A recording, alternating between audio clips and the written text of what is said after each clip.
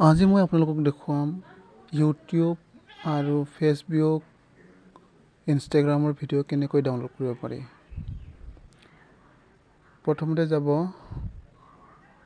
ক্ৰম browser open কৰিব, তাতে লিখিব স্নেপটিউব এপ ডাউনলোড বুলি।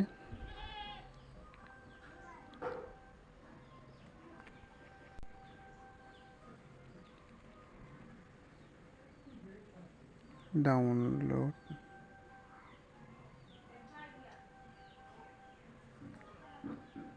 দেখি পেলাই সাৰ্চ কৰি দিব। তাৰপিছত প্ৰথমতে আহি যাব স্নেপটিউব ডাউনলোড ফৰ এণ্ড্ৰইড বুলি আহি যাব, তাতে ডাউনলোড স্নেপটিউব বুলি লিখা আছে, তাতে ক্লিক কৰি দিব। তাৰপিছত এপটো ডাউনলোড কৰি পেলাই ইনষ্টল কৰি ল'ব। এয়া মই ডাউনলোড কৰিছোঁ,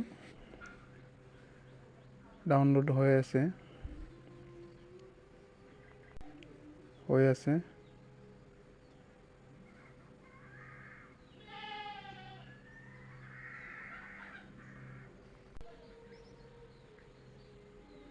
ডাউনলোড হৈ আছে।